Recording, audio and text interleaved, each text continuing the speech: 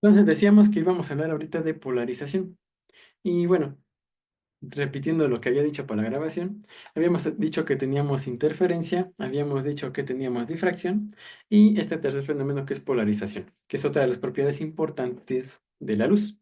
Una cosa importante a notar es que, bueno, una cosa que vamos a ver, mejor dicho, es que este fenómeno de aquí, el hecho de que la luz se polarice, nos permite saber que la luz va a ser una onda transversal. Sí, es una comprobación experimental directa de que la luz tiene que ser una onda transversal porque las ondas longitudinales no presentan este tipo de comportamientos, al menos no hasta donde tengo entendido, y lo cual tiene sentido por cómo se define. Pero bueno, entonces vamos a ver un poquito qué es esto de la polarización. Y bueno, para empezar vamos a tomar un pequeño ejemplo con nuestra onda favorita de toda la vida, que pues es la onda que vamos a tener en una cuerda. Sin embargo, esa onda en una cuerda vamos a pensarla no nada más en la dimensión de la cuerda y la perpendicular, sino en un plano, bueno, sí, en un plano. La grabación. ¿Qué pasó con la grabación? No me sale. ¿O sí estás grabando? Según esto, sí. Ahí ya la resumí. Bueno, supongamos que sí está grabando. Entonces decía, vamos a pensar justamente en una cuerda, pero en una onda en una cuerda, en una cuerda en una onda. Y ahora eso estaría divertido. Eh, pero sí. Decía, vamos a pensar en una onda en una cuerda, es decir, vamos a tener nuestra cuerda de confianza y pues supongamos que va a estar oscilando. Entonces, esa va a ser más o menos una representación de una onda en una cuerda. Y les digo, nada más es esto para que veamos cómo se va a mover esto. Y aquí quiero que noten dos cosas. Una, esta oscilación, ¿sí? Ahorita la estamos pensando en un plano. ¿Por qué? Porque, bueno, esa pantalla que tenemos ahí es un plano. Vaya, el papel es un plano, pues. Sin embargo, esa onda, si nosotros la vemos como en un mundo tridimensional, vamos a intentar dibujarla en el plano X, Y, Z. ¿Sí? Ese es el plano X, Y, Z de toda la vida. Ya se lo saben, lo conocen, lo aman y lo adoran. Y pues nada, aquí supongamos que tenemos cierta dirección y que la onda se encuentra oscilando en esta dirección. Entonces lo que tenemos efectivamente es que esa onda que teníamos en la cuerda, pues va a estar oscilando a lo largo de esa dirección. Eh, Sí, supongamos que se propaga a lo largo de la dirección, no sé, vamos a llamarle R gorrito a esa dirección, y que pues oscila a lo largo del eje Z. Es una forma de verlo. Lo importante es que está oscilando en esa dirección. Quiero que noten que pues como esta es una onda tridimensional, nada nos impediría que la onda en su lugar estuviera oscilando en esta otra dirección. Si me permite escribirla con color azulito, que va a ser esta de aquí. ¿Sí? Ahora, quiero que noten que la dirección negra está oscilando arriba abajo, en la dirección de las zetas, mientras que la dirección azul está oscilando, o al menos eso es lo que intenta ver el dibujo, y a lo largo del plano XY. Aquí si me permiten dibujar los vectorcitos de desplazamiento de la onda, me parece que se va a ver un poquito más claro, que es como se suelen representar las ondas electromagnéticas, ¿no? Para que se vean las componentes. Digo, disclaimer, esto es una cuerda, esto es una vil cuerda, todavía no tenemos nada que se parezca a una onda electromagnética, esto no tiene nada que ver con campos eléctricos, campos magnéticos aún. Lo único que quiero que noten es que estas son dos posibles direcciones de oscilación que tiene la cuerda. Y de hecho, si ustedes me permiten, y a ver si no fracasa estrepitosamente esto, les preparé, bueno, no les preparé, pero me encontré una simulación que nos ayudará a ver esto bastante bonito. Entonces, si me dan 2 segunditos, lo voy abriendo y mientras la voy abriendo les platico un poquito de qué se trata. El programa que les voy a enseñar, si quieren les comparto la pantalla completa para que se vea mejor lo que les estoy mencionando. El programa que les voy a mandar es un programa de un tipo de simulación conocido como simulación basada en agentes. Signifique lo que eso signifique. Digo, no tiene nada que ver con la Olimpiada, pero creo que es bastante decente mencionarlo, porque es un tipo de simulación que les permite trabajar con varios componentes cuando quieren modelar fenómenos muy complejos. Entonces, pues nada, eso es la idea, ¿no? Tres, sí. Y esta versión en particular, pues permite trabajar en 3 dimensiones. Ahí esas flechitas rojitas son lo que serían los agentes, es decir, ustedes le dan reglas a unos pequeños como entes, que llamamos agentes, y esos agentes van a interactuar en el mundo. Y justamente esas interacciones son los que van a darle vida al modelo. Y no quiere abrir esto, me está quedando mal. Este, ayuda a Dios.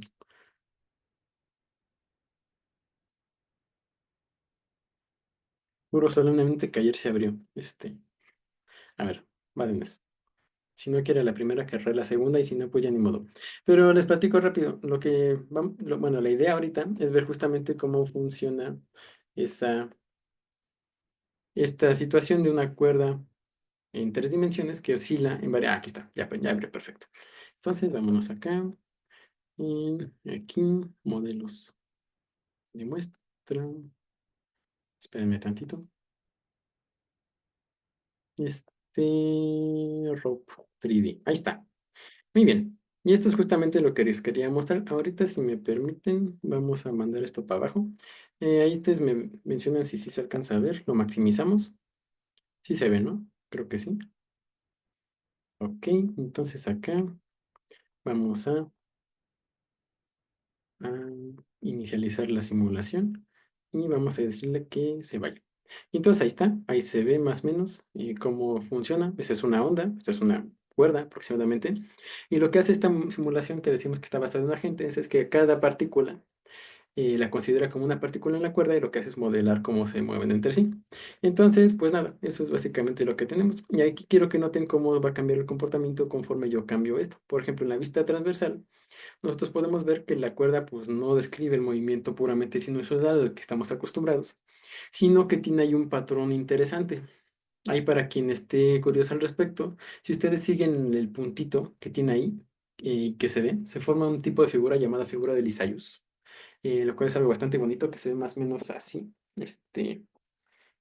Así, ahí si ven mi pantalla, esto es un ejemplo de una figura de Lisayus. O sea, si ustedes siguen el extremo de la cuerda conforme se va moviendo, forma un patrón de ese estilo. Y nada, eso es porque es una superposición de movimientos armónicos simples en dos dimensiones. Eh, bueno, sí, en principio en dos dimensiones, me parece que puede ser hasta tres, pero nada. Entonces, lo que quiero que vean y lo que nos va a ser importante para nosotros es que podemos cambiar, por ejemplo, la amplitud de oscilación en una de las direcciones y eso nos va a cambiar el movimiento cualitativo de la onda. Por ejemplo, si yo cambio aquí Ay Dios, espérate. Ahí, esto como estaba al principio. Ah, sí, este es el que no se mueve, va perfecto. Entonces, sí, si yo nada más muevo la onda en una dirección, es decir, en la dirección Z, en principio lo que tendríamos que tener es que recobramos el caso de cuando teníamos una onda completamente sinusoidal. Entonces, déjenme le muevo aquí tantito. Y ahora sí, si vemos la visión perpendicular, pues es pues justamente eso, ¿no? Una onda que sube, baja, como estábamos acostumbrados. Es decir, está oscilando en una sola dirección y pues se ve bastante lindo, ¿no? No sé, ahí está. Oscilando decentemente, bonitamente la onda. Podemos hacer lo mismo y cambiar la amplitud de tal manera que ahora oscile en la dirección perpendicular a esta, que no oscile en dirección Y, sino que oscile en la dirección, perdón, que no esté quieta en la dirección Y, sino que esté quieta en la dirección Z. Y entonces si ponemos eso, obtenemos algo que se ve más o menos así. Ahí está, ¿no? Y vean cómo es cualitativamente diferente de lo que teníamos antes. En vez de oscilar de arriba a abajo, ahora oscila de izquierda a derecha. Y pues nada, eso es lo que se va a tratar la polarización. La polarización nos indica que cuando tenemos una onda transversal, vamos a tener varias posibles direcciones de oscilación. En este ejemplo, por ejemplo, valga la redundancia, tenemos dos direcciones de oscilación, una de izquierda a derecha y otra de arriba a abajo. En general, cualquier combinación lineal de esas dos direcciones, es decir, si yo aquí cambio esto y le agrego cierta amplitud a la z, nos va a generar una onda diferente, ¿sí? Es decir, nosotros vamos a tener una oscilación distinta. Y esa en general la vamos a poder ver como superposición de otras oscilaciones. Y pues quiero que noten que el comportamiento general es ahí bastante divertido, el que estamos teniendo. Pero bueno, lo que nos va a interesar es justamente cómo podemos descomponer eso en dos componentes. Más aún quiero que vean algo importante, algo interesante, a ver si me sale. Si ponemos esto de tal manera que estén los dos con la misma amplitud, me parece que se debería ver algo divertido de este lado. Bueno, más o menos. Pero lo que me interesaba que vieran era eso. Entonces déjenme, les dejo de compartir la pantalla y vamos a regresar a lo que nos interesa ahora sí, que son las ondas electromagnéticas. Ya vimos cómo se puede comportar en general una onda oscilando en dos direcciones. Y pues vamos a ver cómo podemos usar eso para trabajar con ondas electromagnéticas. Entonces, vamos a empezar a tirar definiciones. Y en particular vamos a empezar con la de polarización, pues que es la que estamos trabajando. Decimos que una onda transversal, importante que sea transversal porque si es longitudinal no tenemos ninguna chance de que se ocurran este tipo de fenómenos, porque pues si es longitudinal su dirección de oscilación está inmediatamente determinada, que es la dirección de propagación de la onda. Cuando es una onda transversal pues tenemos infinitas posibles direcciones de oscilación, quiero que noten, que son en principio todas las direcciones en las cuales pues tenemos en un plano perpendicular a la dirección de propagación. Es decir, usted tiene la dirección de propagación que va para arriba, ustedes tienen el plano perpendicular a esa dirección y pues en ese plano pueden dibujar un círculo. Y ese círculo les describe todas las posibles direcciones de oscilación que tenemos. Polarizaciones clave, sí, cof, en efecto. Entonces decimos que una onda transversal está polarizada en una dirección si las, ¿cómo le ponemos? Si su desplazamiento, si su oscilación está en ese plano. No sé, vamos a ponerlo así. Polarizado en una dirección si su oscilación ocurre exclusivamente en esa dirección. Y ahí podemos poner entre paréntesis, lo cual es un poquito redundante, porque estamos diciendo que ya que es una onda transversal, pero para que quede claro como el agua, y no como el agua del lago del Xochimilco, sino como el agua de, no sé, del mar. Si su oscilación ocurre exclusivamente en esa dirección que tiene que ser perpendicular, importante que sea perpendicular, porque si no, no sería una onda transversal, a la dirección de propagación.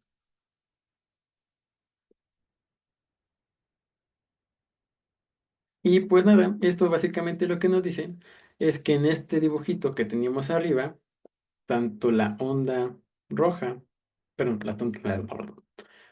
tanto la onda azul como la onda negra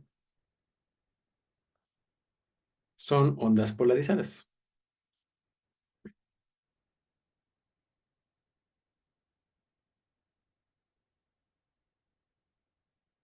La onda negra está polarizada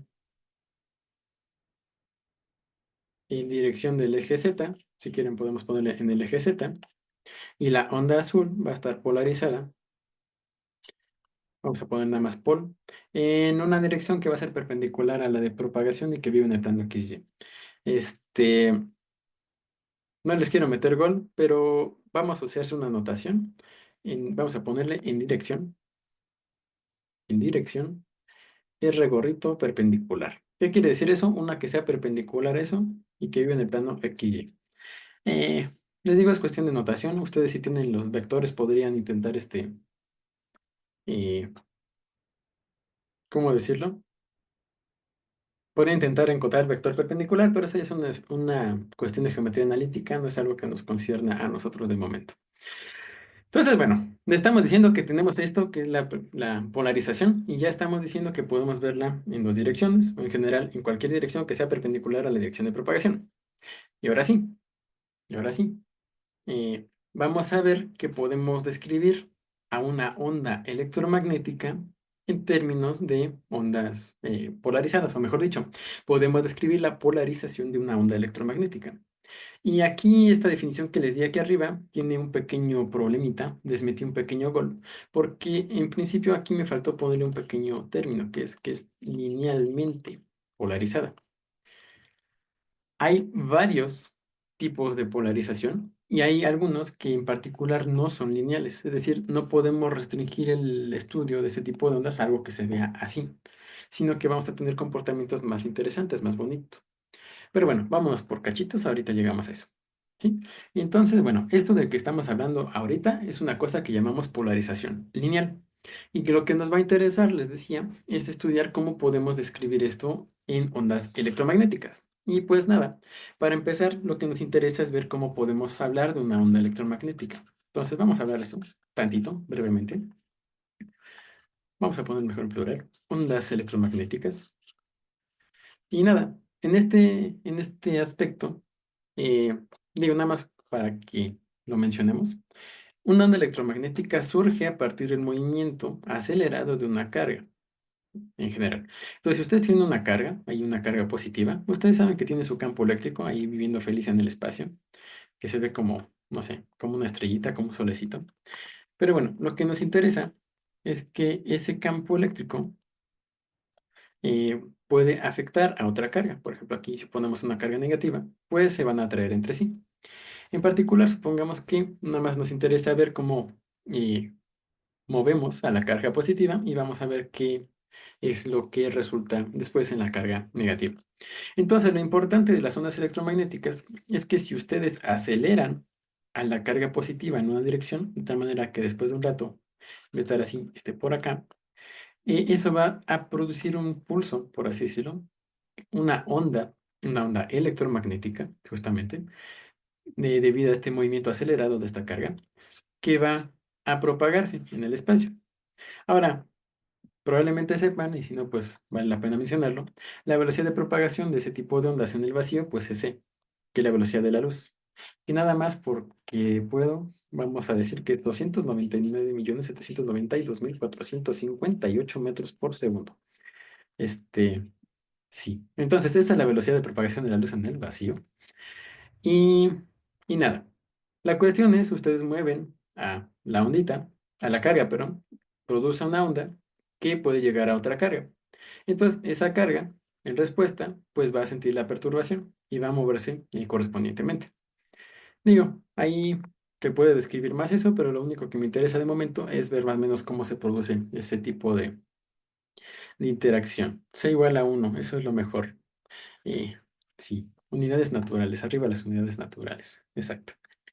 Pero bueno, retomando, dijimos que mueves una carga, producimos una onda electromagnética. Chido por ti.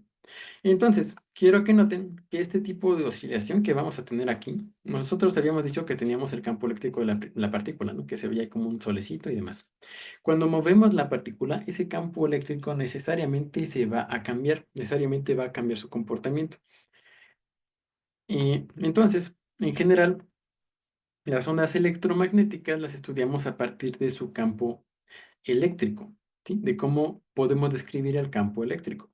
En general, una onda electromagnética va a tener tanto un campo eléctrico como un campo magnético, y estos van a ser perpendiculares entre sí. Eso se puede deducir de las ecuaciones de Maxwell, no lo vamos a hacer. Pero bueno, se los comento. Y entonces, si ustedes tienen esas dos ondas, perdón, ese campo eléctrico y ese campo magnético perpendiculares entre sí, vamos a ver que ese campo eléctrico y el campo magnético tienen que estar relacionados entre sí, tienen que tener cierta relación de fase. Nada más se los comento ahí. Como para justificar que nos interesa estudiar simplemente cómo se comporta el campo eléctrico. Y esto sucede en general porque el campo eléctrico es mucho más fácil de medir, mucho más fácil de trabajar que el campo magnético. Sí, con el campo eléctrico pues pueden trabajar con cargas, corrientes y demás. Con el campo magnético pues se complica un poquito el asunto. Por otro lado, el campo eléctrico suele tener una magnitud muchísimo mayor que el campo magnético, de tal manera que es más fácil detectar, más fácil trabajar, más sencillo estudiar al campo eléctrico. Y como les menciono que siempre se cumple cierta relación entre los dos, basta estudiar uno, cómo se comporta uno, para entender el comportamiento completo de la onda. Y entonces, nada, en principio lo único que nos interesa estudiar es el campo eléctrico. Y entonces una onda electromagnética, la modelamos como.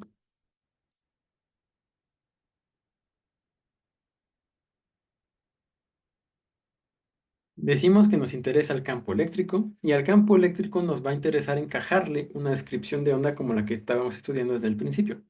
Sí, es decir, vamos a intentar verlo como una onda sinusoidal de las bonitas, mejor dicho, cosenoidal. De tal manera que nosotros queremos, de momento, permitan describirlo así.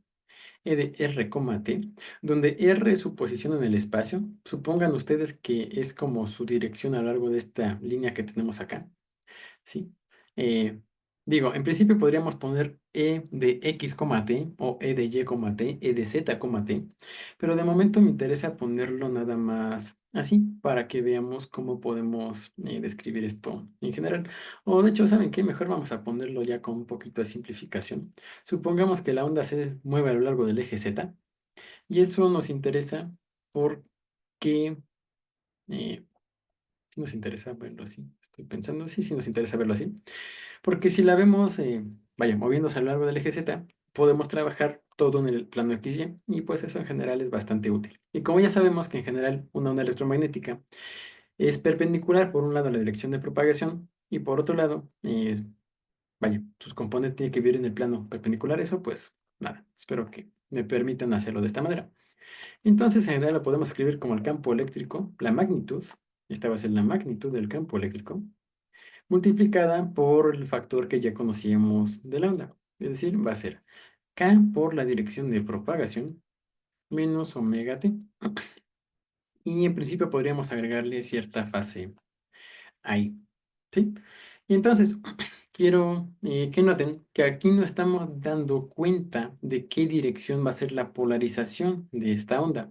No estamos diciendo cómo se va a comportar en el plano perpendicular a la dirección de propagación. Lo único que estamos diciendo es, bueno, ahí tienes tu magnitud y esa magnitud va a cambiar de acuerdo a esa expresión que tenemos allá, ¿no? Va a estar oscilando conforme nos vayamos moviendo en la dirección Z y conforme vaya pasando el tiempo.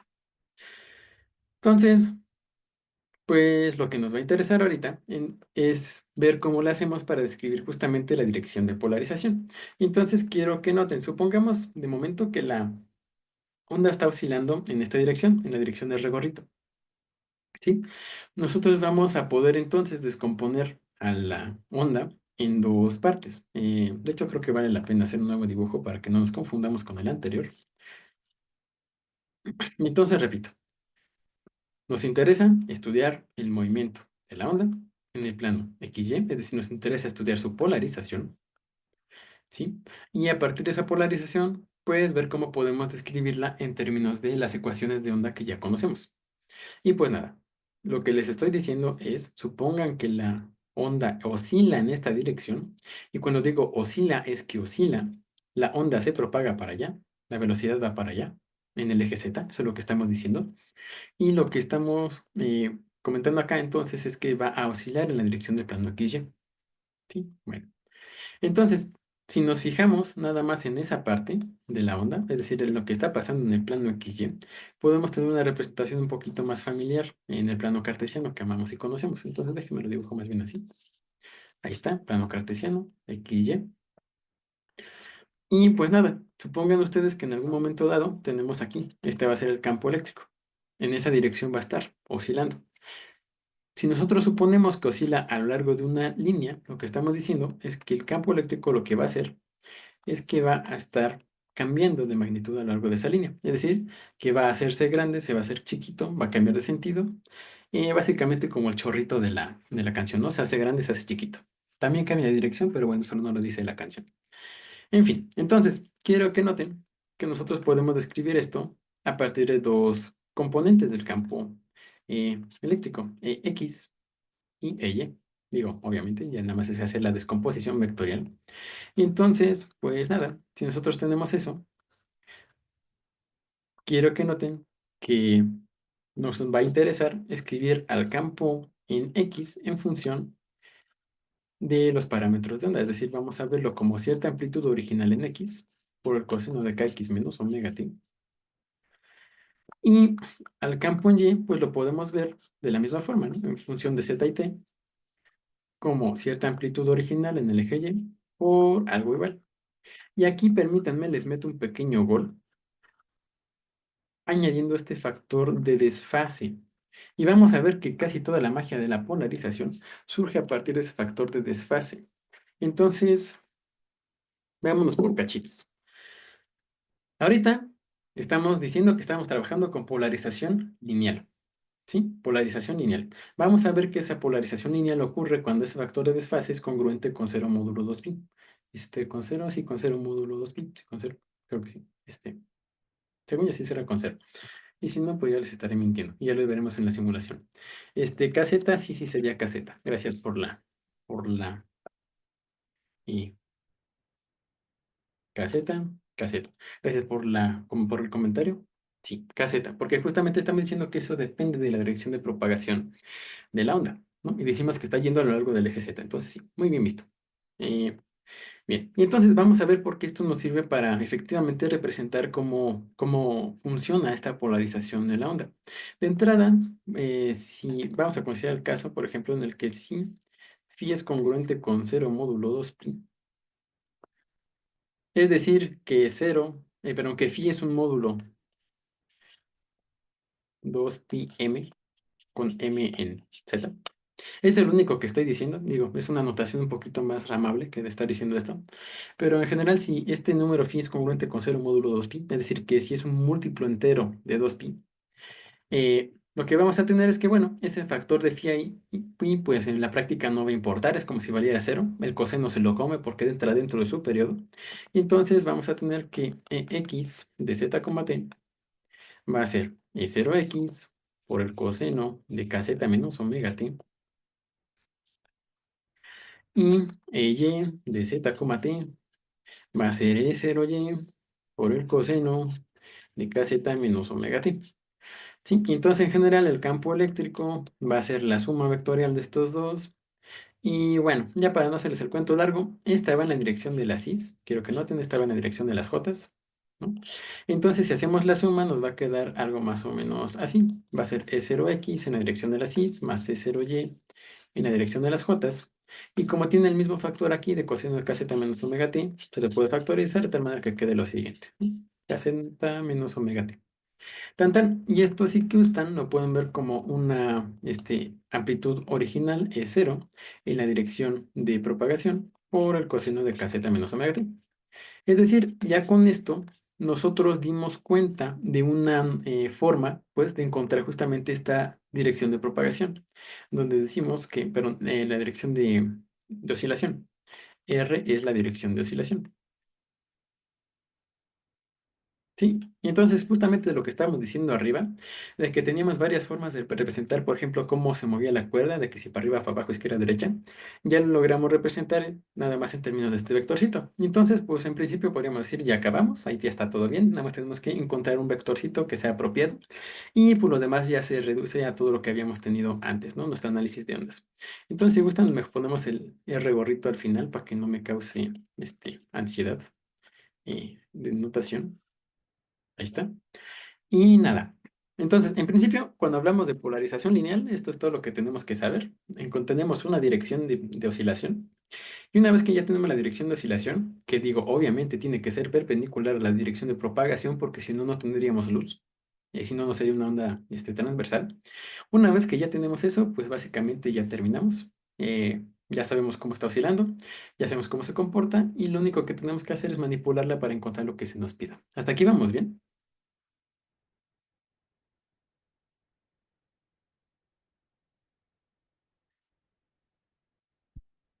Creo que hablé mucho, ¿verdad? Mucho rato. En fin, pero bueno, es un tema que se presta para irse de largo. Igual, si voy como gordo en tobogán, me avisan, por favor. Cualquier duda, ya saben, siéntanse libres, de alzar la mano. Y sí, como dicen aquí, en efecto, esto es importante. Esto ocurre cuando tenemos desfase módulo 2pi. Y de hecho, vamos a ver que el desfase módulo 2pi es lo que nos describe una oscilación, perdón, una polarización lineal. Cuando tenemos un desfase diferente, vamos a ver que ocurren cosas divertidas. Y en particular, pues que ya no tenemos el mismo tipo de polarización que teníamos antes. De hecho, creo que basta con que sea módulo pi. Sí, miento. Basta con que sea módulo 2pi, módulo pi, perdón, porque entonces lo único que pasa es que una de las componentes va en sentido contrario. Sí, eh, cero módulo pi. Ahí disculpas por la inconveniencia. Basta con que sea módulo pi. Cuando es módulo 2pi, tenemos un comportamiento más bonito, es decir, se mantiene en la misma dirección siempre. Eh, sí, bueno, oscila. Ahorita vamos a ver una simulación, espera un tantito. Pero pues sí. Eh, sí, sí, sí, sí, sí. Va. Pero sí, en general basta con que sea módulo pi. Cuando ocurren cosas extrañas es cuando le cambian el módulo de eso. Sí, cuando ya tiene como términos medios, cuando es que en términos de pi medios o así. Pero sí, sí, sí, ahorita vamos a eso. Cuando es un desfase en términos de una fracción de pi, ocurren cosas divertidas. Ahorita vamos a eso, espérenme tantito. Entonces, ya que tenemos eso, vamos a hablar de unos cuantos fenómenos que ocurren cuando tenemos polarización lineal. Entonces, cuando tenemos polarización lineal, ocurren, bueno, más que ocurrir, hay dos fenómenos importantes que vale la pena estudiar y son dos fenómenos importantes porque digamos que nos ayudan a comprender un poquito más cómo funciona esto, por un lado, y por otro lado porque pues son útiles en general y vaya, dan mucha luz en cuanto a qué es esto. Y luz es y cuando digo que echan mucha luz en lo que es, no es este juego de palabras. Bueno, sí. Pero bueno, tenemos polarización lineal, decimos que nos van a interesar dos fenómenos. De entrada vamos a ver cómo funciona un polarizador, o bueno, más que fenómenos, un instrumento óptico que va a ser un polarizador lineal, que va a ser justamente un aparato óptico que lo que va a hacer es que nos permite pasar de luz X a luz linealmente polarizada. Es decir, en general, la luz se puede comportar como la onda que veíamos al principio, es decir, se puede estar moviendo así en direcciones extrañas, puede tener varias componentes diferentes superpuestas entre sí. Una puede ir en, por ejemplo, en dirección X, otra en la dirección Y, otra en dirección a 45 grados, otra a 75, otra a 60, otra a 120, etcétera, etcétera, etcétera, etcétera, etcétera. En general, la luz natural, la luz que vemos todos los días, no está polarizada directamente. Y eso es particularmente cierto con la luz artificial, con la luz de las lámparas. Por un motivo que vamos a ver a continuación después de esto, la luz del cielo suele estar polarizada, hasta cierta medida, parcialmente polarizada, le decimos. Pero bueno, les digo, vamos por cachitos, todavía no llegamos a eso. Pero bueno, en general la luz natural, la luz de todos los días, pues no está completamente polarizada. No está polarizada de la manera que nos gustaría tenerla, por ejemplo, para poder trabajar un experimento en óptica. Como les decía, cuando trabajábamos interferencia, ocupamos que la luz esté polarizada y linealmente polarizada para que ocurran los fenómenos bonitos. Si no están polarizadas así, digamos que las interferencias se ponen chuecas y ocurren cosas extrañas. Pero bueno, ese comentario estuvo muy genial. Vaya. Pero bueno, decimos que nos va a interesar estudiar un polarizador lineal. Tiene que ver con los polarizados, con los vidrios polarizados, pero en general no es un comportamiento tan sencillo. Luego hablamos de ese tipo de cosas, pero bueno. Un polarizador lineal, decimos. Ok, entonces un polarizador lineal va a ser un dispositivo, un aparato óptico que, valga la redundancia, polariza la luz. Importante también, la polariza linealmente a la luz. Tan tan se acabó. Eso es lo que hace un polarizador lineal. No tiene mayor chiste. Lo importante, lo interesante es cómo lo hace. O mejor dicho, cómo se va a comportar la luz después de pasar por uno de estos polarizadores. Entonces, miren, supongamos que este cuate de aquí va a ser nuestro polarizador. Vamos a llamarle polarizador L de lineal para no andar escribiendo tanto. Y supongamos que aquí tenemos una lámpara. Les digo, la luz incandescente suele ser la luz más ruidosa que se puedan encontrar. Y entonces, pues nada, supongamos que van a tener aquí unas ondas que van a estar aquí súper anárquicas, unas en una dirección, otras en otras. En general, pues un desastre, ¿no? Ese desastre que acabo de dibujar, imagínenlo como una superposición. Superposición. Vaya, eso suena divertido. Pero bueno, una superposición de muchas ondas diferentes que oscilan en muchas direcciones diferentes entre sí. Unas van para allá, otras van para arriba, otras van para abajo, otras van para la izquierda, otras van para la derecha, etcétera, etcétera, etcétera, etcétera. Lo que va a ser el polarizador lineal, digo, hay varios tipos de polarizadores lineales. Ahorita vamos a ver unos que son tipo no me acuerdo cómo se llaman esto, la verdad, pero son como si fueran unos hilitos, que suelen ser como el tipo más común de polarizador, que microscópicamente son como una rejilla de difracción, algo parecido. Nada más que no difracta la luz. Lo que hace esto es que va a impedir el paso de una componente de la luz en una dirección y sí va a permitir el paso de la luz que está polarizada en la dirección paralela a la dirección, decimos, del polarizador. Entonces vámonos por cachitos.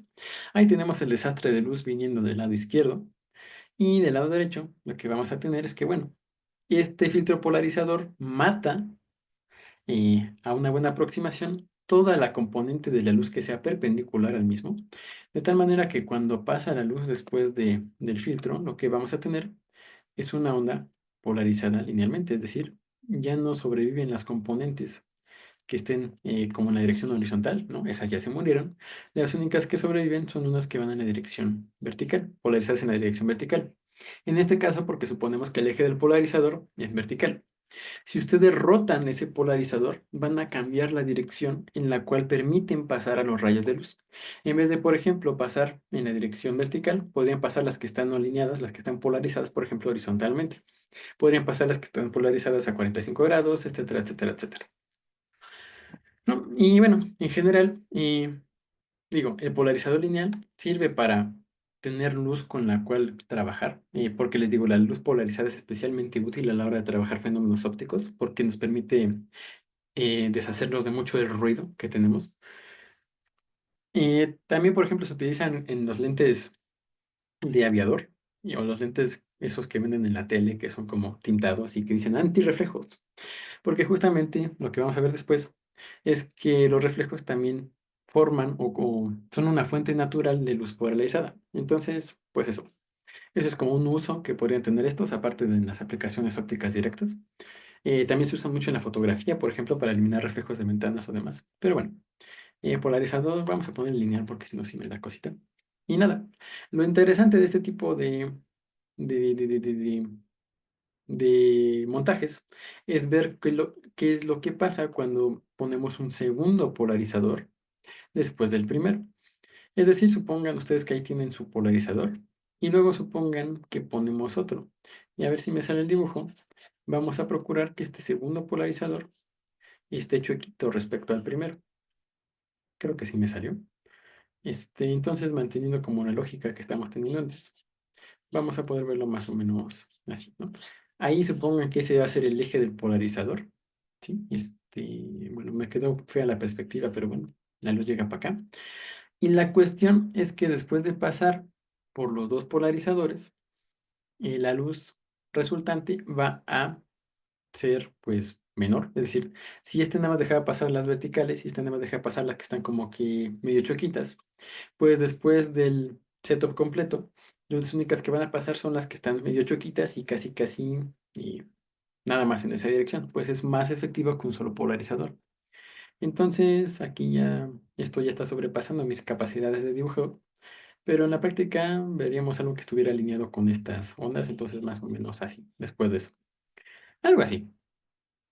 Entonces, quiero que noten que nosotros podemos encontrar una expresión para, o bueno, podemos, sí, encontrar una expresión para la amplitud de la onda que pasa a través de este arreglo de polarizadores. Y entonces, para hacer eso, permítanme dibujar esto de manera un poquito más sucinta, un poquito más ordenada, poniéndolo así.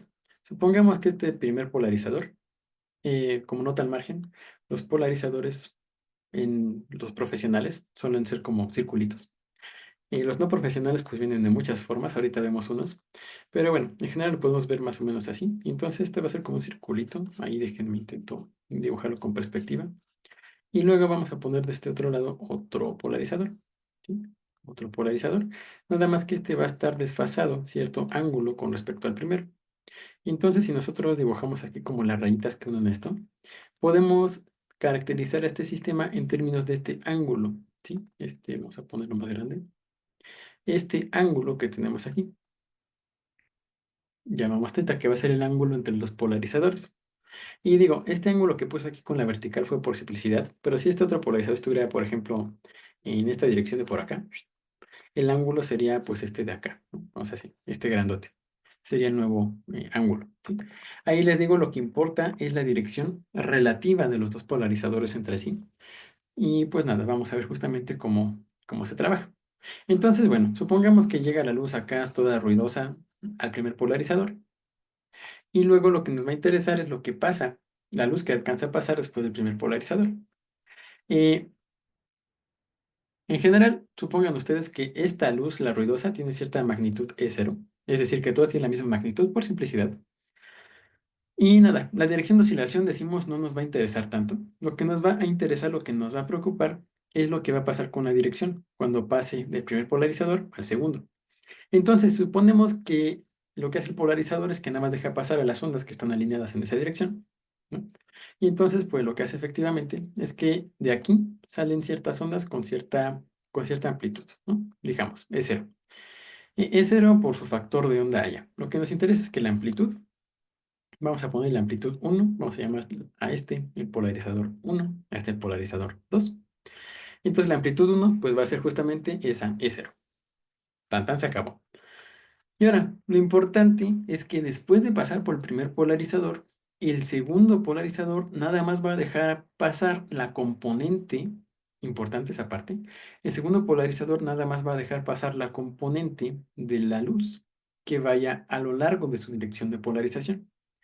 Es decir, quiero que noten que la amplitud que pasa después del segundo polarizador, que se va a ver más o menos así, va a ser la amplitud que teníamos en principio y después de pasar el polarizador 1, pero nada más la que sea paralela a esa dirección. Y pues espero que no les cause mucho ruido y la escribamos así, es cero por el coseno de teta, ¿sí? Y pues nada, eso es básicamente a partir de la definición de componente paralela, pues no tiene demasiado chiste.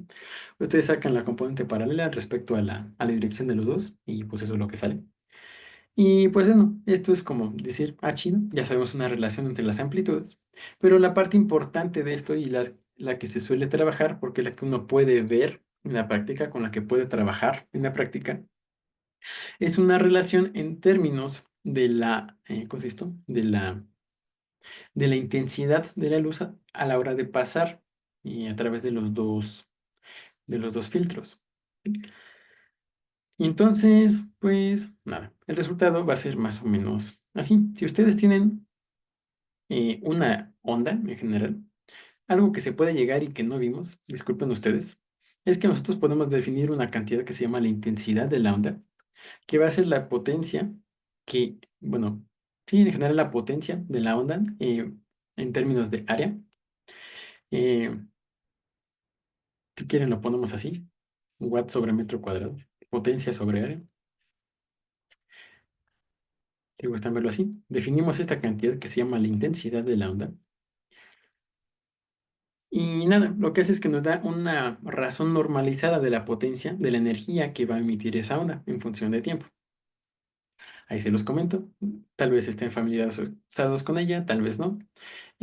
Digo, no es demasiado complicado de trabajar. Por ejemplo, si les dan que tiene una intensidad de, yo qué sé, de 1400 watts sobre metro cuadrado, y dicen que tiene un metro cuadrado, pues eso quiere decir que va a tener una potencia neta de 1400 watts, ¿no? Eso es básicamente lo que está diciendo. Es una medida de cómo transmite energía una onda, ¿sí? Normalizada, les digo, en cuanto a su expansión.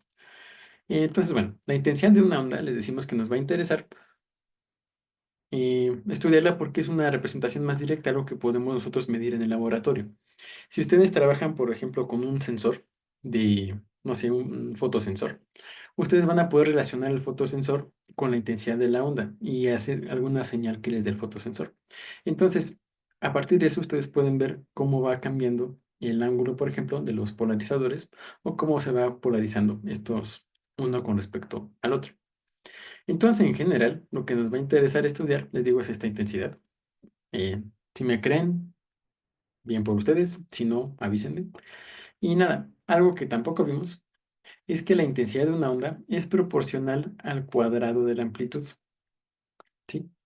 Ustedes tienen una onda, esta, esa onda va a ser, perdón, la intensidad va a ser proporcional al cuadrado de la amplitud. Ahí dicen watts sobre metro cuadrado, se lo pongo ahí. Las unidades van a ser watts, W mayúscula, entre metro cuadrado, m al cuadrado, ¿sí? Que es potencia entre área, ¿sí? Es básicamente como nosotros definimos la intensidad, cómo la trabajamos. Y pues nada, va. A partir de esta relación, pues espero que estén de acuerdo conmigo que podemos llegar a una relación bastante sencilla a la hora de trabajar esta relación, que es, por ejemplo, la intensidad máxima que nosotros podríamos tener en este arreglo después de pasar por el segundo polarizador, pues va a ser cuando nosotros tenemos este ángulo de cero, ¿no? Digo, si ustedes alinean los dos polarizados completamente, es en la práctica como si nada más pusieran un polarizador, casi. Y entonces, pues la intensidad que pasa la podemos ver como cierta intensidad cero, ¿no? Es decir, cuando nosotros tenemos un ángulo de 0 grados entre los dos polarizadores, vamos a tener una intensidad máxima. Espero que estén de acuerdo conmigo.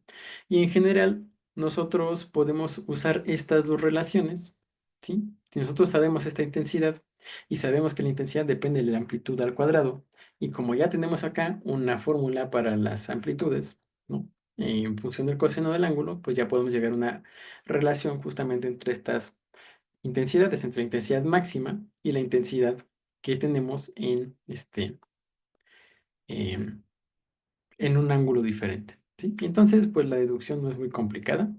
Básicamente dicen algo como de, bueno, como decimos que es proporcional, si nosotros dividimos se van a cancelar factores diferentes. Entonces, por ejemplo, si nosotros ponemos I0 entre I, ¿qué les gusta? I en general. Esto lo van a poder ver como, bueno, en vez de I0, vamos a poner lo que correspondía a I0, que va a ser la amplitud al cuadrado en I0, que va a ser E0 al cuadrado por el coseno al cuadrado de cero. Ahorita simplifico. Y bueno, y esta amplitud al cuadrado de acá la podemos ver como el coseno al cuadrado de un ángulo arbitrario teta. Entonces, coseno de cero vale 1, coseno al cuadrado vale 1, se cancelan estos dos y llegan a lo que se conoce como la ley de Malus, que es que, perdón, la intensidad la pueden expresar en términos de la intensidad original multiplicada por un factor que va a ser el coseno cuadrado del ángulo de desfase entre de los polarizadores. También se puede ver con el vector de Poynting, sí. Sí, sí, sí. Justamente el vector de Poynting lo que hace es que les dice una relación entre el campo eléctrico y campo magnético, una forma bonita de relacionarlos.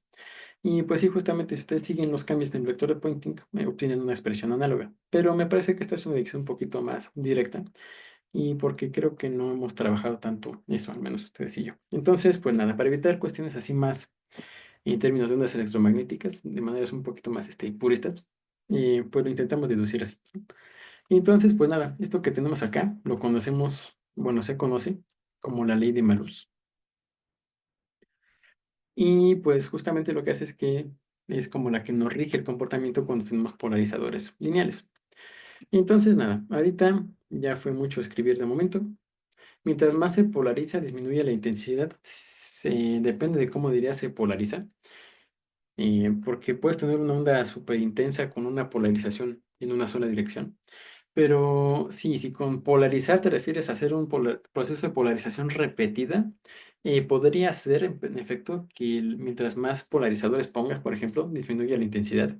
Pero vamos a ver un caso divertido ahorita de cómo podemos trabajar eso. Pero antes de nada, déjenme, les presento los filtros polarizadores en la práctica. Déjenme, les comparto mi cámara. ¿Cómo se hace esto acá? Y Spotlight, ahí está, hola, ahí estoy, muy bien. No juzguen mi fondo, por favor. Entonces, nada, les presento filtros polarizadores. Aquí tenemos un filtro polarizador, acá tenemos otro filtro polarizador. Y nada, la cuestión es que de momento todavía no sabemos cómo están relacionados sus ejes entre sí. De entrada sabemos que es un filtro polarizador porque pues se ve cómo disminuye la intensidad de la luz que pasa a través de él. Y eso que disminuye la intensidad, pues es directamente de que nada más deja pasar una de las componentes, ¿sí? Entonces, como nada más deja pasar una de las componentes, pues disminuye la intensidad que pasa a través del filtro por completo. Entonces, pues nada, ahorita una cosa que podemos hacer y que de hecho yo estoy viendo algo bien divertido ahorita y ustedes no, es que tiene que ver justamente con otra cuestión. Ah, mira. Pero bueno, ahorita les explico qué estoy viendo. Pero bueno, les decía, si nosotros ponemos dos filtros polarizadores enfrente uno de respecto al otro, tenemos diferentes comportamientos que podemos tener. Ahorita estamos viendo que pues no hay una diferencia así como que digas, uy, qué dramática, en poner uno como poner otro. Sí oscurece un poquito más, porque en la práctica lo que está sucediendo es que, bueno, uno complementa la labor del otro, es decir, lo que se le escapa a este lo atrapa a este, por así decirlo. bueno, ahí surgió un comportamiento, ajá. Ignoremos eso de momento, por simplicidad. Eso tiene que ver porque esta cosa no es un polarizador puro, tiene una capa protectora de plástico.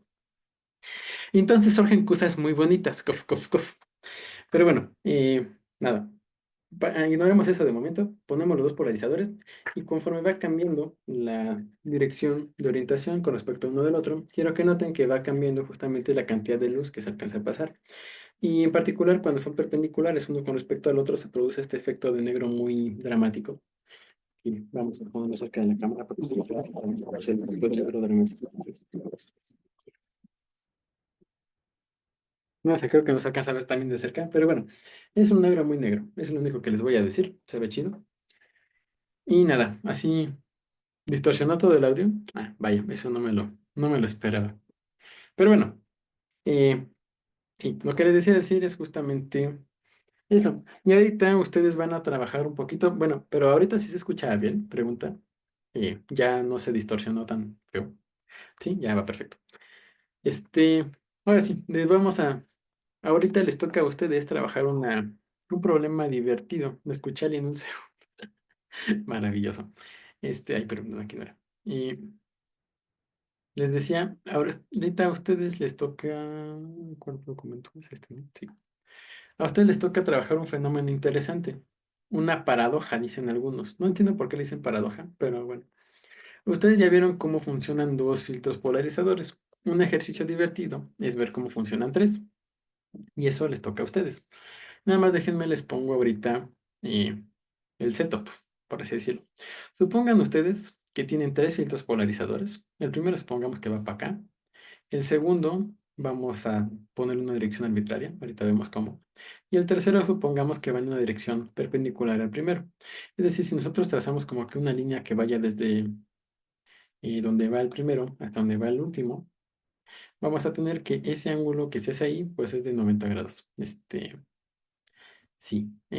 Digo, mi dibujo está chueco, pues, pero este va para arriba, esta dirección Y, y este va para la derecha, o sea, en la dirección X, ¿sí? Digo, véanlo con imaginación. Intenten verlo como si fueran tres bolitas conjuntas, una después de la otra. La primera está alineada para arriba, la tercera está alineada para la derecha.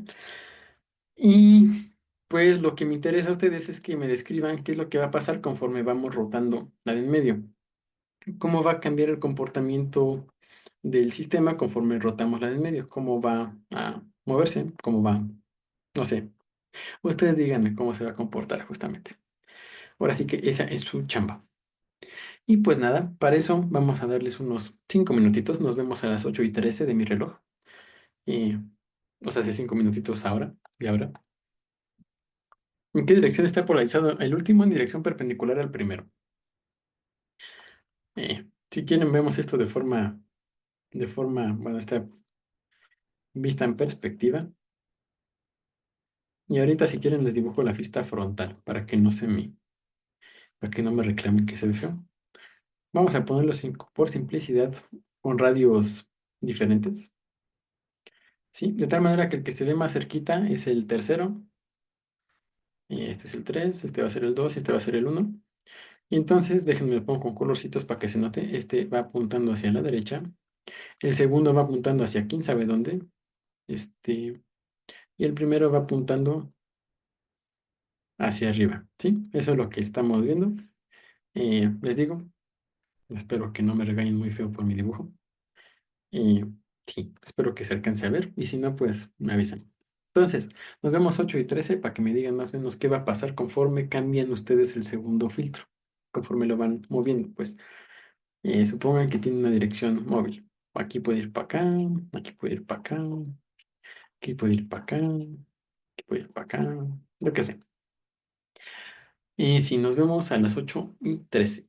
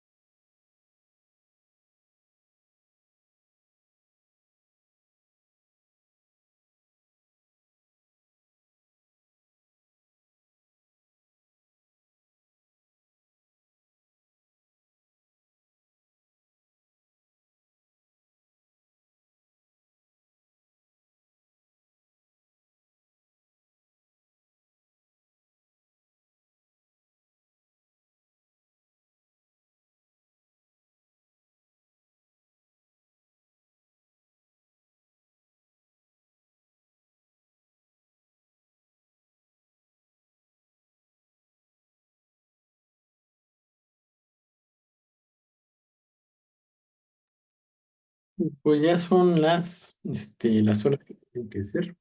Este, sí, a ver, platíquenme, ¿cómo encontraron? ¿Cuáles son sus apuestas? Hagan sus apuestas.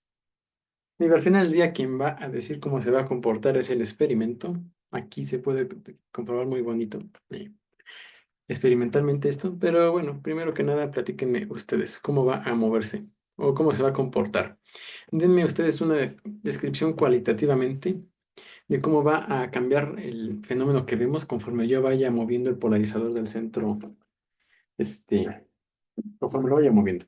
Entonces, primero que nada, déjenme les presento a los héroes de la noche, que son dos filtros polarizadores y el tercero, XD. Entonces, estamos diciendo que el primer filtro polarizador y el tercero, este va a ser el primero, este va a ser el tercero, o este puede ser el tercero, el primero, como quieran verlo, van a ser perpendiculares entre sí, entonces los ponemos así, de tal manera que estén perpendiculares entre sí, a una buena aproximación, digo, módulo que mi pulso está chueco, pues, están más o menos perpendiculares, confíen ustedes en mí. Y entonces, ahí la pregunta es, pues, ¿qué va a pasar cuando yo introduzco el tercero, en medio de estos dos? Ahí se ve que, así como está puesto, este está polarizado, bueno, está alineado con acá, acá, con el vertical. Entonces, pues nada, a ver quién se anima a darnos una apuesta. Dicen por acá que sube cuando llega a 45 y luego comienza a bajar. Tiene un pico de la mitad del original en 45 grados. Ok, esa es una buena pregunta interesante. Pues el campo político, no la intensidad. En principio sí, lo que nos interesaría más ahorita es la intensidad, pero sí, o sea, si tienes algo que se da para el campo eléctrico, para intensidad nada más lo tienes que elevar al cuadrado. Si el campo eléctrico te queda que es la mitad, entonces la intensidad tendría que ser la cuarta parte, en principio.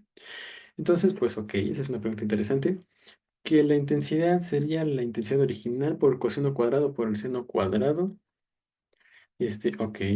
Y nada más que luego lo interesante sería ver cómo puedes, este,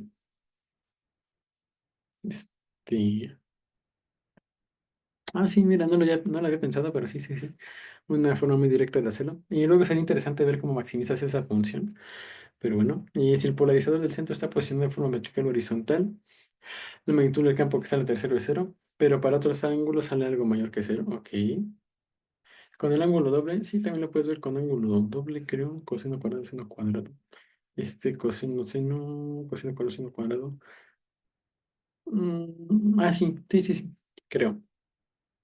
Sería el cuarto de la amplitud.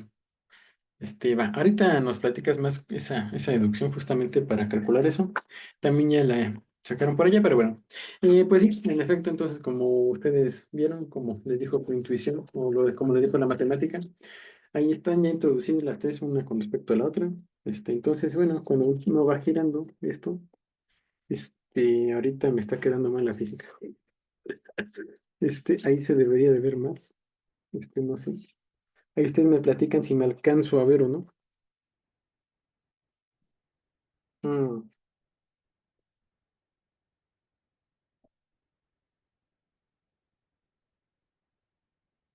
este. Vaya, creo que así no tenía que funcionar esto. Ajá, tal vez los efectos de película fueron más importantes de lo que pensé. No, bueno, ahí dicen que se ve un poquito de la silueta. Sí, en principio se tendría que haber visto un poquito más, pero les digo, estos filtros no son filtros puros. De hecho, aquí no sé si alcanzan a ver, pero se ve ahí una burbujita de aire. Creo que no se alcanza a ver, pero juro solemnemente que ahí tiene una burbujita de aire. Y pues justamente ese tipo de alteraciones ópticas causan fenómenos extraños. De hecho, ya retomando el fenómeno que habíamos ignorado previamente, si yo pongo el polarizador entonces aquí, acá, se ven justamente cosas divertidas. Ahí yo veo en mi cámara que se ven colorcitos, ¿no? Y justamente esos colorcitos se deben a la presencia de la otra película que tenemos acá. Entonces, pues, ajá, digo, con un poquito menos de interferencia se alcanza a apreciar mejor el fenómeno, pero pues sí, básicamente el análisis que hicieron está bastante bien en general. Y pues nada, podemos trabajar eso. Entonces, como hicieron, me parece una deducción bastante linda. Entonces, ustedes saben que la intensidad uno por así decirlo, pues va a ser la intensidad cero. por coseno cuadrado de teta, ¿no? Porque va a ser el primero. Y luego saben que como el segundo es perpendicular al primero, pues ese ángulo teta ustedes lo pueden expresar en términos del complemento, ¿no? El ángulo teta va a ser el complemento del ángulo que haga el polarizador 3 con el polarizador 2. Entonces, si ustedes hacen la trigonometría, esto les queda así. Y bueno, si ustedes terminan la expresión, les queda como I0 por el seno cuadrado de teta, coseno cuadrado de teta. Y ahí hay varias formas de justificar ¿cómo se dice? La, el mínimo de esta función, es decir, cómo pueden optimizar esta relación. Ahí nos decían que un ejemplo, un camino, era usar las formulitas de doble ángulo, coseno cuadrado, 1 menos seno cuadrado por suma. mm, Coseno cuadrado, no sé, la verdad no se me ocurre bien cómo hacerlo ahorita. Un medio del seno de 2 teta, este, seno cuadrado de teta. Ah, sí, tienes razón, así sí. Sí, ¿no? Sí. Entonces, seno coseno va a ser un medio. Muy bien. Sí, sí, sí. Muy bien, muy bien. Me gustó mucho ese procedimiento. Entonces, esto lo pueden poner como I0 por el seno de teta, coseno de teta al cuadrado, ¿no? Y ustedes saben que seno coseno, pues es la mitad del ángulo doble, un medio del seno de 2 teta al cuadrado. Es decir, I0 cuartos por el seno cuadrado de 2 teta. Y pues esto ya saben que ustedes se maximiza cuando tienen pi cuartos, ¿no? Entonces, pues ahí ya con eso saben que cuando tiene pi cuartos, esto se hace uno y que su intensidad máxima es y 0 cuartos. Muy bien, muy bien, muy bien, muy bien. Eh, sí, ¿no? O sea, es el máximo en pi cuartos en 45 grados. Lo que es el que sale del polarizador uno, seno y coseno son simétricos en ese ángulo. Ese es otro argumento, de hecho era el que estaba pensando yo originalmente. Eh, Una forma de maximizar este tipo de funciones, y esto es un pro tip que creo que vale la pena mencionar, cuando tienen una función y la quieren maximizar, es equivalente a decir, bueno, se maximiza porque hacemos esto, o este tipo de análisis de eso, derivar, encontrar igualar con cero la derivada, etcétera.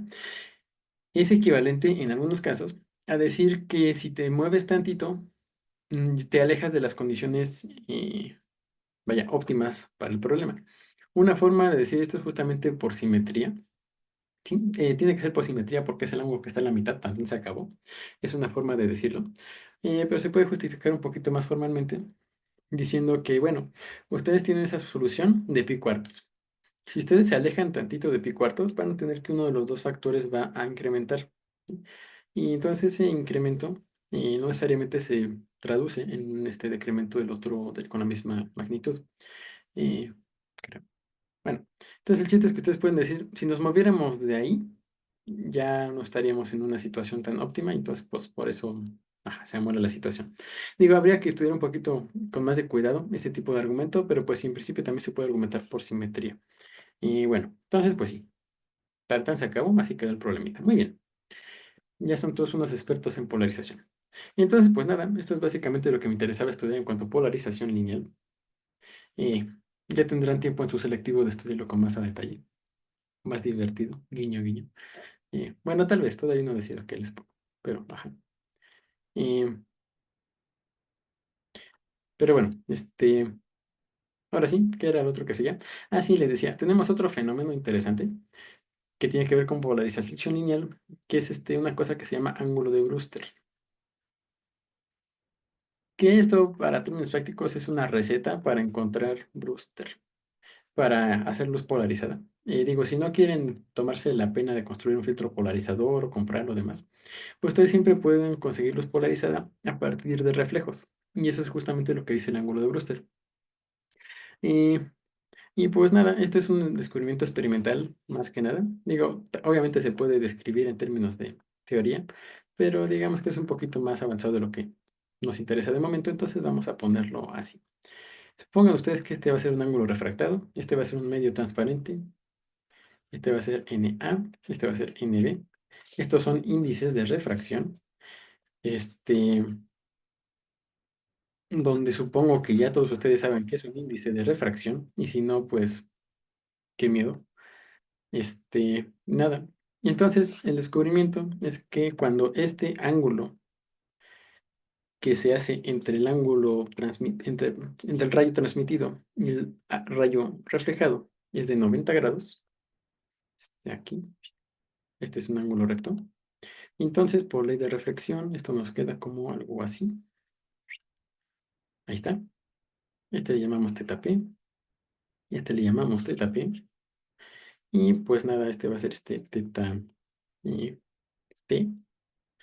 Ahora sí, cuando tienen esta configuración de que este, este es P, perdón, de que el ángulo que se forma entre el rayo transmitido y el rayo reflejado es de 90 grados, entonces van a tener que esta componente, esta luz de acá, va a estar polarizada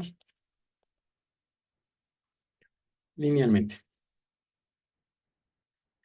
Y la idea detrás de esto es que, bueno, ustedes, eh, vaya, ustedes pueden pensar a la interfaz entre los materiales como una mesa o como una plancha de, pues sí, de material diferente de un lado que del otro.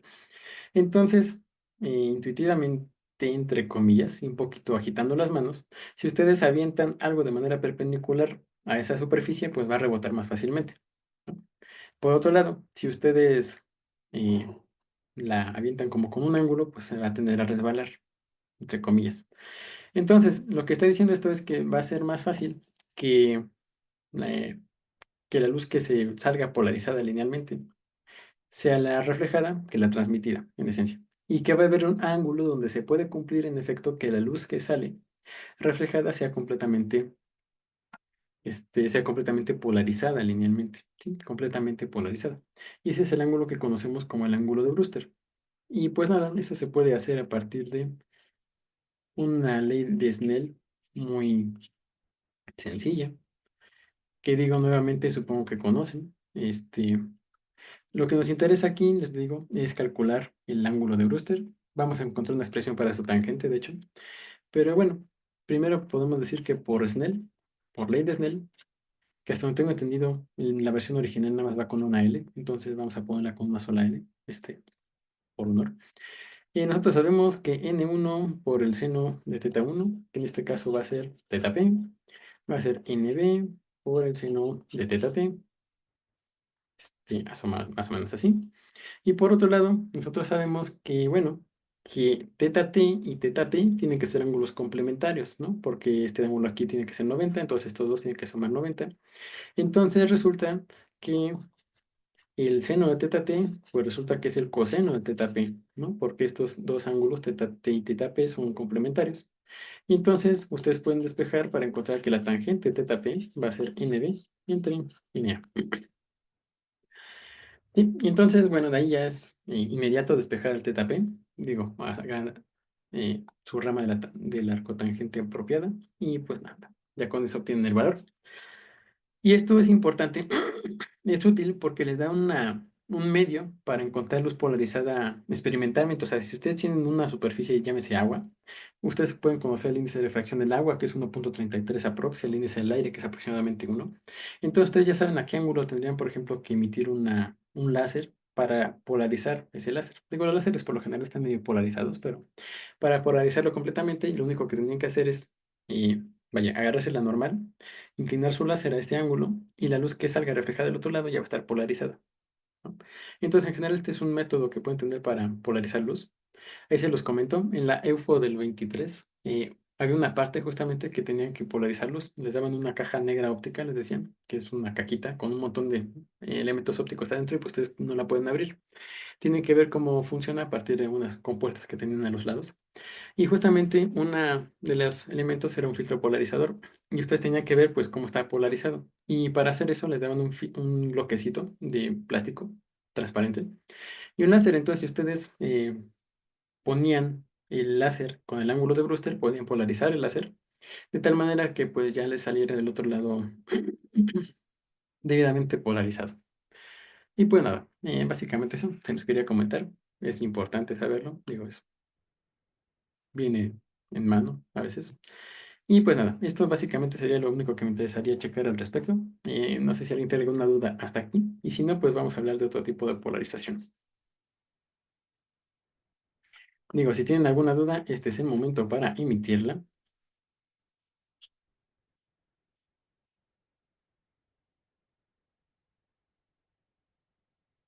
Parece que no, nadie dijo nada. Entonces, pues bueno, vamos a continuar con lo que sigue, que es polarización y circular o elíptica. Y pues aquí la lógica básicamente es que habíamos dicho que podíamos describir al campo eléctrico, bueno, a la onda electromagnética en términos de su campo eléctrico, y se lo podíamos describir en términos de dos componentes. En particular, habíamos dicho que Ex de z, t, ignorando eso, lo podemos ver como E0x por el coseno, bueno, vamos a quitar ese paréntesis, por el coseno de kz menos omega t, y que EY lo podemos ver como E0y por el coseno de kz menos omega t más phi, ¿no? Esto de ondas es mucho como de cantaleta porque dicen coseno de k esto menos omega t, no sé. Pero bueno, les digo, entonces podíamos estudiar estas dos componentes y les habíamos dicho, bueno, les dije arriba, que teníamos polarización lineal cuando ese ángulo phi era congruente con 0 módulo 2 pi, ¿sí? Y entonces ahorita lo divertido va a ser, ¿qué es lo que pasa? ¿Qué es lo que pasa si este ángulo phi no es congruente con 0 módulo pi? ¿No? Esa es la pregunta interesante. Y entonces aquí vamos a tener dos casos principales. Entonces aquí podemos tener caso uno cuando phi vale más menos pi medios, como dije. ¿Sí? Y entonces podemos ver como subcaso A, cuando phi vale menos pi medios. Y en ese caso, pues nada, podemos intentar hacer las ecuaciones y ver qué es lo que nos resulta. Entonces, Ex nuevamente va a ser E0x por shalala, shalala, shalala. Coseno de, vamos a denotar acá z menos omega t por simplicidad, como, ¿quién les gusta? Vamos a llamarle alfa, ¿sí? Eh, ¿Sí? Y entonces, el Y va a ser E0y por el coseno de alfa menos pi medios, porque dijimos que phi valía menos pi medios. Entonces, si nosotros hacemos la trigonometría, coseno de alfa menos pi medios nos va a quedar como coseno de la diferencia, que va a ser coseno de este, entonces va a ser coseno de alfa, coseno de pi medios, más, porque aquí tenemos un signo menos, seno de alfa, seno de pi medios, y este se muere, entonces nos queda 0y por el seno de alfa, ¿sí? Entonces, lo que tuvimos aquí es que cambiamos, en vez de tener el coseno, pasamos a tener el seno, lo cual es algo interesante. Y entonces el campo eléctrico lo vamos a ver como E0x coseno ¿de quién? De alfa en i gorrito más E0y por el seno de alfa en j gorrito. Y aquí algo interesante, si E0x es igual a E0y, es decir, si tienen la misma amplitud, vamos a poder ver esto como E0, ¿por qué? Aquí por un lado, por coseno de alfa en mi gorrito más seno de alfa y j gorrito. Y no sé si esto le suena familiar a alguien o si le dicen, ah, sí, esto tiene cara de cierta forma muy particular que conocemos y amamos y conocemos. No sé si le suene de algo o que digan, ah, sí, esto tiene toda la cara de esta cosa.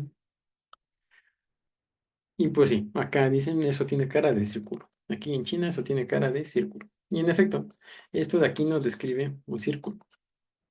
Sí, y digo, quiero que noten que eso es intuitivo, porque bueno, aquí esto es un radio, por así decirlo, y esto de acá es un ángulo, pues. Coseno de alfa en X es como si usted estuviera en el círculo unitario y agarran la componente X, o sea, literalmente así es como se define el coseno. Y el seno, pues es lo mismo, pero en la parte vertical, ¿no? Entonces aquí están diciendo que tienen coseno de alfa en la parte horizontal, seno en la parte vertical, y pues eso justamente les describe un círculo. De hecho, la ecuación paramétrica de un círculo. Y si no les estoy mintiendo, que creo que no. Entonces, bueno, eso les describe un círculo centrado en el origen. Y pues nada, eso está padre, creo yo, porque entonces nos está diciendo que nuestra polarización va a ser circular. Es decir, que nosotros cambiamos como el concepto de polarización, es decir, ya no vamos a tener que oscilamos en una sola dirección como una cuerda, es decir, no vamos nada más arriba abajo, sino que nuestra dirección de oscilación va a estar escribiendo un círculo en el plano que va a ser perpendicular a la dirección de propagación. Y eso es bastante interesante de ver. Si ustedes tienen vaya, si aquí va Z, si ahí va Z, lo que está diciendo esto es si ustedes agarran un plano acá, y entonces lo que van a tener, si ustedes proyectan la onda sobre este plano, es lo que se va a ver más o menos así, más o menos así, ¿no? Y pues si ustedes juntan todas esas flechitas, les va a dar un circulito, lo cual es algo bastante interesante. Y nada, eso es básicamente lo que es la polarización circular. Y aquí un pequeño detallito. Ese signo importa bastante y nos va de hecho a este signo de aquí, a describir el tipo de polarización circular que tenemos. Ahorita vamos a eso. Déjenme hago primero el caso B y luego las clasificamos. Cuando phi vale más pi medios, ustedes pueden repetir todo el análisis y aquí en vez de tener un menos les va a quedar un más y aquí en vez de tener un más les va a quedar un menos. Entonces ustedes pueden repetir el análisis análogamente y lo único que va a cambiar es que su campo eléctrico lo van a poder escribir como un E0 por el coseno de alfa, mi gorrito, menos, y eso es importante, el seno de alfa en J gorrito. Y en principio eso les describe un círculo, nada más que en sentido opuesto. Véanlo así. Si ustedes tienen su círculo unitario, de hecho, si quieren se los dibujo aquí abajito, tienen el círculo unitario, o sea, si aquí tienen, eso quedó muy feo, perdón. Y círculo unitario, dije, entonces aquí tienen X, aquí tienen Y, ahí está su circulito unitario. Ustedes van a tener el coseno en X, lo cual se va a mantener, por ejemplo, tiene un punto aquí, va a tener el coseno en X, pero el seno en vez de ir para arriba va a ir para abajo. Entonces el efecto neto es que en vez de girar en un sentido, por ejemplo, en vez de girar en sentido antihorario, van a girar en sentido horario, porque vaya, si tiene un puntito acá, el hecho de tener este signo menos le refleja ese punto respecto a la vertical, perdón, respecto al eje X, de tal manera que acaban abajo. Si tiene un punto aquí arriba, lo refleja de tal manera que acaba aquí arriba. Entonces, en vez de girar para un lado, termina girando para el otro. Y entonces lo que vamos a ver es que ese tipo de, de movimiento nos describe una rotación que vamos a llamar destrógira y otra rotación que vamos a llamar levógira. ¿Sí? Es decir, una nos dice gira para la izquierda, otra nos dice gira para la derecha, ¿no? Básicamente eso es lo que dice esa notación, que de hecho es bastante mala, porque digamos que rompe todas las reglas de la mano derecha que se les puedan ocurrir. Pero bueno, espérame tantito, déjenme les comparto el, la animación que me encontré para esto. Aquí está. Entonces, si me dan un minutito. Y espérame tantito.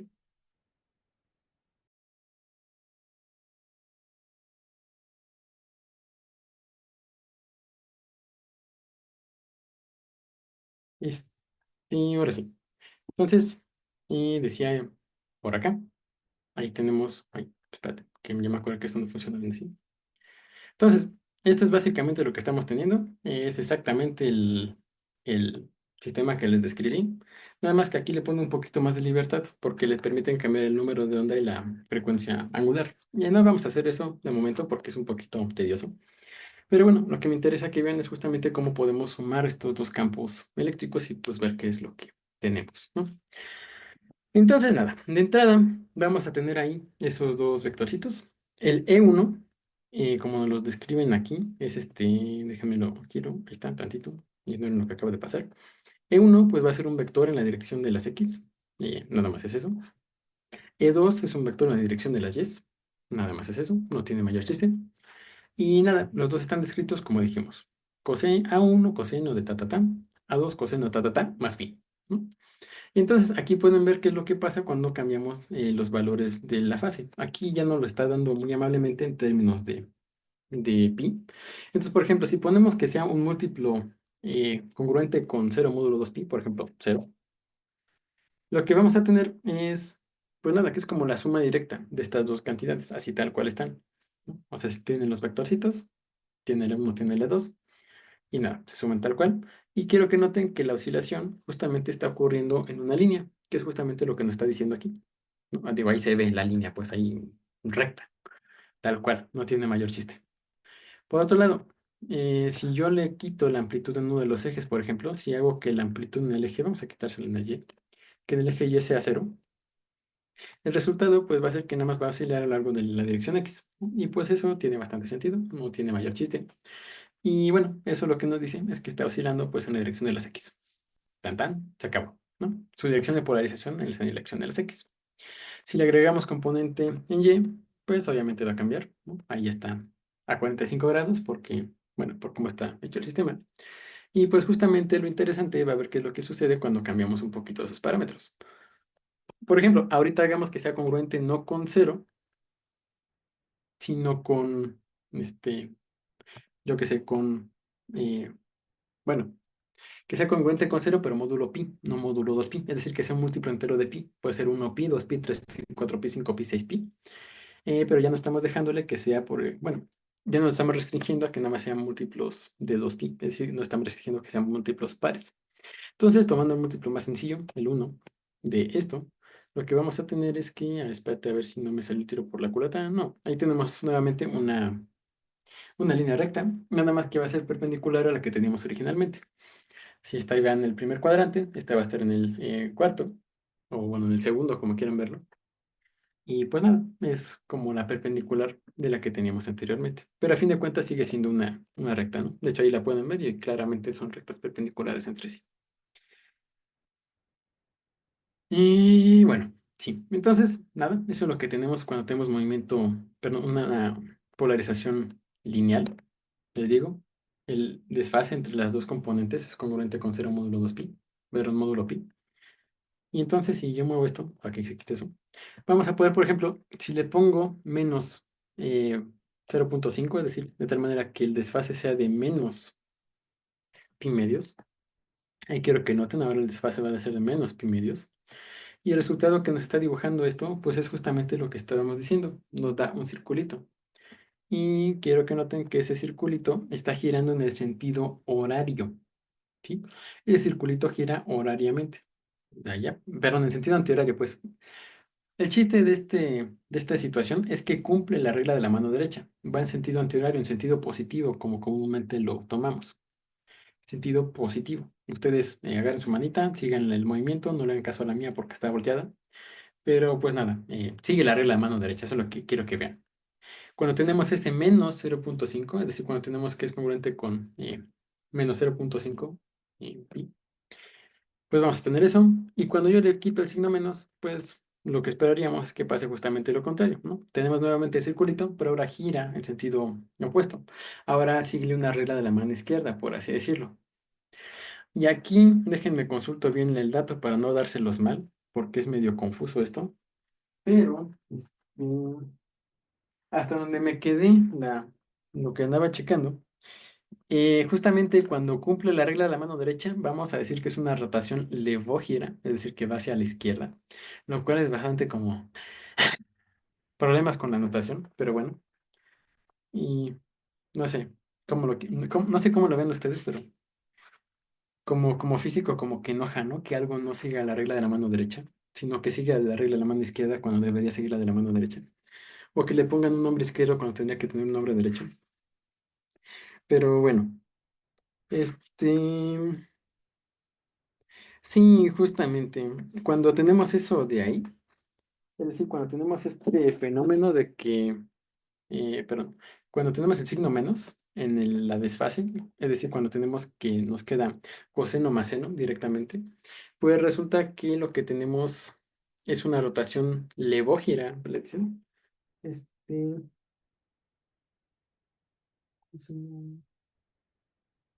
no miento, sí está bien hecho. No, perdón, esta sí es de estrógera, por lo que está diciendo aquí. No, esperen, todo funciona bien, el mundo tiene sentido. Ignoren lo que acabo de decir. Parece que entonces esta le decimos una rotación de estrógera, porque cumple la regla de la mano derecha. Muy bien, recuperé la fe en la humanidad. Y entonces esta de acá va a ser una rotación levógena, porque cumple la regla de la mano izquierda, ¿no? Y entonces, pues ajá. Somos felices, todo funciona bien. Y nada. ¿Y alguna duda hasta aquí? ¿Algún comentario?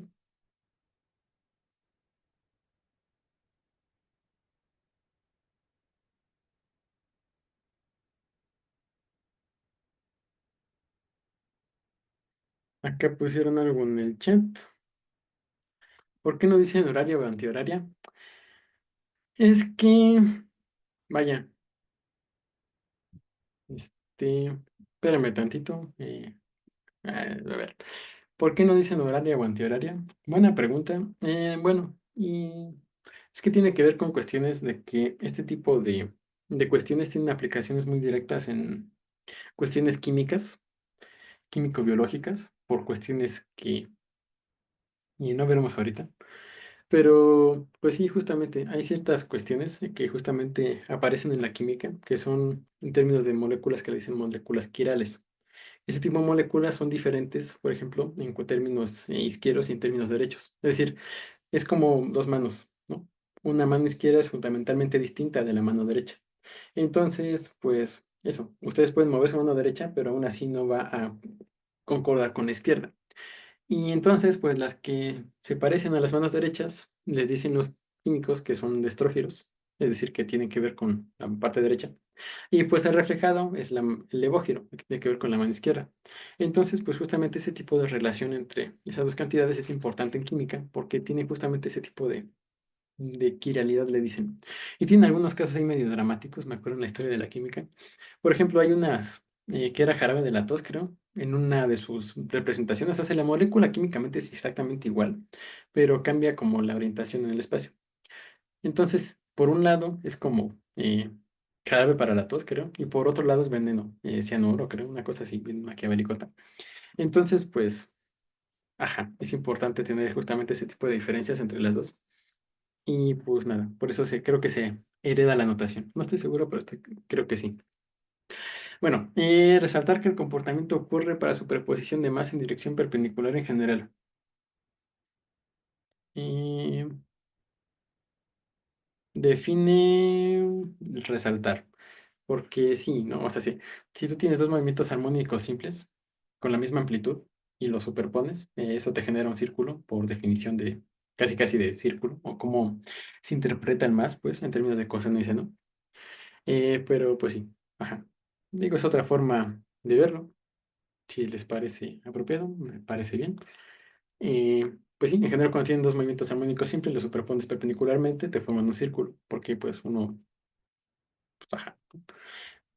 Bueno, siempre y cuando tengan la relación de fase adecuada, que es justamente lo que estamos viendo acá. Y ahora sí, vamos a jugar, vamos a ir hacia lo prohibido y vamos a salir de lo que tenemos, de las múltiplos bonitos de pi o de sus fracciones bonitas y vamos a ver qué pasa después. Y preguntan acá, ¿cuál es el origen de que una componente del campo esté desfasada? Hay varias formas de interpretar eso. Por ejemplo, si tú lo quieres ver desde la fuente, por ejemplo, puedes interpretar que, o sea, nosotros dijimos que tu onda electromagnética salía de que la aceleraras. Entonces la puedes acelerar así, verticalmente, arriba abajo, pero nada te impide, por ejemplo, que ejecute un movimiento circular, ¿no? Esa partícula, o sea, si tú agarras una partícula y la pones a girar, entonces esa partícula obviamente va a estar acelerando, tiene que estar acelerando, tiene que tener una aceleración centrípeta para que mantenga su movimiento circular. Y pues en ese caso, esa aceleración va a ser efectivamente circular. Y pues nada, ese tipo de aceleración circular en principio puede producir un desfase, pues, entre qué componente del campo se mueve en una dirección y qué componente del campo se mueve en otra. Por ejemplo, primero tienes aceleración centrípeta, por ejemplo, en la dirección horizontal.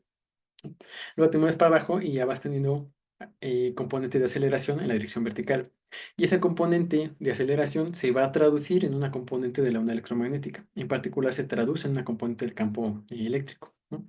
Entonces, pues intuitivamente esa es como la razón que tenemos para que se pueda producir este tipo de fenómeno, al menos desde la raíz.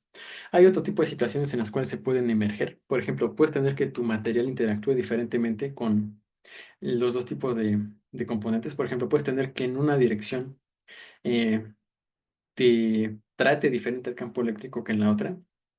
Eso se dice que son materiales anisotrópicos, es decir, que no son iguales en todas las direcciones. Entonces, en particular, cuando tienes dos, pues surge ese tipo de fenómenos. En particular, eso surge cuando tienes birrefringencia, le dicen. Eh, pues sí, que es básicamente eso, que tienes dos índices de refracción distintos en el material, dependiendo de la dirección de polarización de la molécula. Entonces, bueno, del medio, perdón, de la luz en el medio. Entonces, un ejemplo es la calcita óptica, el espato de Islandia, que ya que estamos en internet, vamos a buscarlo, calcita óptica. Este, sí. Y pues nada, si ustedes la ven, se forman cosas así medio divertidas. Ahí no se ve, aquí se ve, mira. Entonces, vas a tener que como que la luz que pasa de un lado, vaya, la luz que está polarizada en una dirección, va a comportarse diferente a la hora de pasar por la calcita óptica, ¿cómo se dice? Justamente por tener un índice de refracción distinto. Sí, entonces ese tipo de fenómenos son los que pueden dar lugar a este tipo de polarizaciones. Digo, obviamente también la puedes generar como más ad hoc, pues en principio invertarte un sistema óptico que cambie la polarización de esa manera. Pero pues sí, te digo, justamente suele ser por anisotropías en los materiales. Es decir, cuando tienes un material o un sistema óptico en general que no trata los materiales iguales en todos los sentidos. Eh, ajá, te digo, es un poquito extraño, es un fenómeno no común, es altamente no trivial, pero pues, ajá, básicamente así sale. Digo, no es demasiado marciano, pero pues sí no es algo que te encuentres en la farmacia. Bueno, sí te lo encuentras en la farmacia, pero no es como que lo veas en la farmacia directamente. Pero bueno, regresando acá, les digo, vamos a adentrarnos en lo prohibido, vamos a poner un número acá medio arbitrario y pues vamos a ver qué sale. Me dijo que no me acepta ese número, vaya, no sé, eh, Chihuahua. Ahí está. Y bueno, déjenme borro ese. Ahí está. En general, cuando ustedes tienen un desfase diferente o cuando tienen una relación distinta en amplitudes, este tipo de ecuaciones que tenemos acá les ayudan a describir una tipo polarización que llamamos polarización elíptica. Y pues en general, tanto la polarización circular como la polarización lineal lo pueden ver como casos degenerados de polarizaciones elípticas. Que pues es básicamente lo que teníamos antes, nada más que generalizado, ¿no? Que es cuando pueden tener como cosas extrañas pasando en ambos ejes. No necesariamente están relacionados bonitos uno con respecto al otro. Pero lo que sí va a pasar es que, bueno, siguen formando este tipo de patrones en este espacio de los campos eléctricos, ¿no? Digo, el tratamiento para llegar a este tipo de resultados de que en efecto es una elipse y calcula sus cosas es complicado, porque de entrada noten que la elipse está rotada. Y en general, para derrotar la elipse ocupan una matriz de rotación. Entonces, pues, salen cosas divertidas. Digo, obviamente no es nada imposible, siempre se puede hacer. Pero, pues, obviamente ese tipo de cosas no, en general no se espera que las trabajen, ¿sí? Entonces, pues nada. Digo, ahí pueden cambiar el ángulo a algo más divertido. Y obviamente les va a quedar una órbita diferente. Por ejemplo, pueden poner como 234, o pi por pi, órale. Y pues les digo, les van a formar elipses. En general, cuando no tienen una relación bonita, que es la que tenemos antes, van a caer en el caso más general, que es en la polarización elíptica. Y pues se ve como así. También pueden tener lo mismo si cambian, por ejemplo, la amplitud o cosas por el estilo. Y digo, ahí está más grandote, entonces no se alcanza a ver, pero también es una elipse, créanme. Ahí está. Este, Según yo, si cambian las frecuencias, ahí sí se debería de ver extraño. O tal vez no, no sé. Parece que se sigue formando. Pero bueno, lo que quería justamente que viéramos es cómo podemos relacionar este tipo de cuestiones. Aquí déjenme muevo esto tantito a ver si se produce algo interesante. Sí, se produjo algo interesante, digamos. Este, ok. Bueno, y esto me parece que sí entra ya dentro de lo que les decía de las figuras de Lisayus, un poquito más en general. Sí, bueno, ahorita no creo que se alcance a ver bien porque no tiene mucha resolución, pero observen cómo se van formando este tipo de patrones. Entonces, sí, espérate. Déjame, le pongo esto igual y nada más le vamos a cambiar la amplitud. Vamos a poner aquí cero y vamos a ver si logramos formar algo bonito. Ahí está, maravilloso. Eso de ahí, les presento, es una figura de Lisayus, que es el análogo del que les estaba enseñando acá del. Este se hace con un péndulo cónico. Usted lo pone a oscilar en dos direcciones distintas y se forma eso. Y pues nada, justamente eso es una figura de Lisayus. No pensaba que nos la encontráramos en este contexto, pero qué bonita es la física, ¿no? salen cosas donde menos te las esperas. Este, no sé, muy bonito, muy bonito.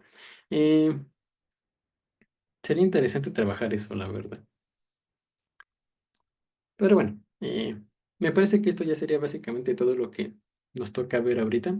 Les paso la polarización, la simulación por el chat por si la quieren ver. Este chat, ahí se las mandan por el grupo, ahí se los encargo. Y nada, si no les deja verla, también les mando el otro link, porque no sé si les dejé verla porque esa la abrí como que aparte. Y si no, pues, bueno, creo que es el mismo link, pero de todas maneras se los paso por separado. Ahí está. Y pues nada, creo que eso ya sería básicamente todo. Vamos a detener la grabación.